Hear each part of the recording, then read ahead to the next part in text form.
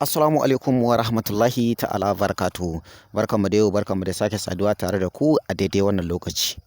A yau, kamar yadda kuke gani, jarumi Adam A. Zango ya yi furci mai zafi wanda ba kowane mutum ne zai iya jurarsa ba.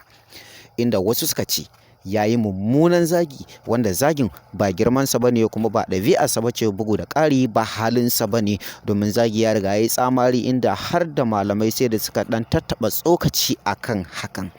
Sai dai zagi shi kansa an ce zagi baya tabo, kuma zagi baya nunawa a cikin mutum, sai dai amma zagi yana matukar illata mutum, ma'ana yakan saurin nuna mutum.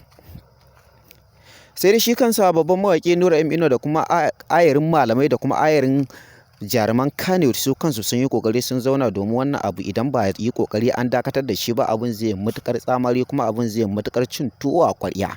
Domin hakan ba karamin cin zarafi bane ga jaruman Kannywood baki ɗaya har ma zuwa mawaka.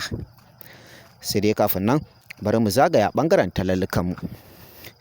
Ina waɗanda suke so za su buɗe harkar YouTube channel, ma'ana waɗanda suke so za su dinga ɗora ayyukansu akan YouTube channel, kamar sababbin mawaƙa waɗanda suke so waƙoƙinsu su yi suna a san waƙoƙinsu a faɗin duniya, da kuma waɗanda suke harkar fina-finai da comedy waɗanda suke so a san su a faɗin duniya, da kuma waɗanda suke harkar shirye-shirye ko kuma wani abu makamancin haka, musamman ma kamar masu program, 'yan siyasa da kuma 'yan kasuwa da dai sauransu waɗanda suke so za su dinga ɗora labaransu ko bayanansu ko jawabansu ko ayyukansu a kan YouTube channel. Ku sani cewa za ku iya ɗaukar wannan namba tamu ku kira mu kai tsaye ko kuma ku bibiye mu ta WhatsApp. Sannan ba mu tsaya a nan ba. Ina waɗanda suke so za su siyi wanda aka tara subscribers da yawa a cikinsa, ko kuma waɗanda suke so za su siyi wanda aka buɗe aka fara biya, ko kuma waɗanda channel ɗinsu ya samu matsala, ko kuma waɗanda suke buƙatar wani abu wanda suna so channel ɗinsu ya ware ya dawo daidai kamar yadda ake so. Ku sani cewa duk za ku iya ɗaukar wannan namba tamu ku kira mu kai tsaye ko kuma ku bibiye mu ta WhatsApp. Ba mu tsaya nan ba.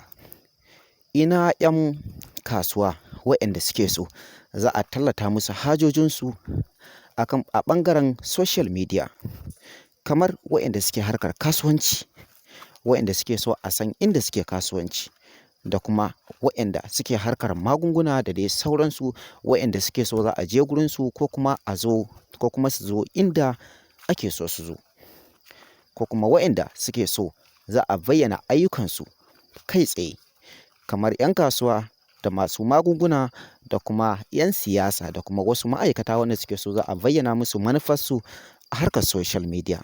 Ku sani cewa ku kanku za ku iya ɗaukar lambar mu ku kira mu kai tsaye ko kuma ku bibiye mu ta WhatsApp.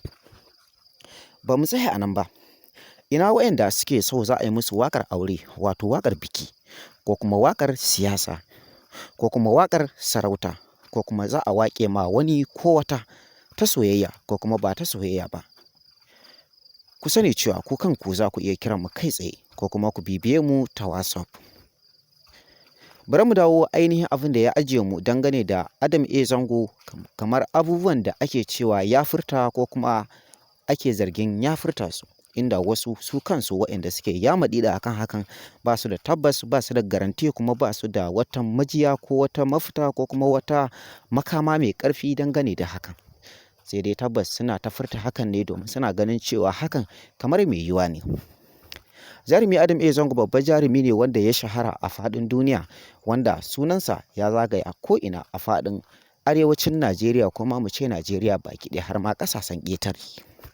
Hakan ne yasa jarumi Adam A. Zango yake da maƙiya, kuma maƙiyansa suke nema su zama fadawansa, domin tabbas mutane sun ce ba za ka taɓa sanin cewa ka cika ba, kuma ba za ka taɓa sanin cewa ka tumbatsa ba, kuma ba za ka taɓa sanin cewa ka kai wani matsayi ba, dole sai ka samu maƙiya ko kuma ka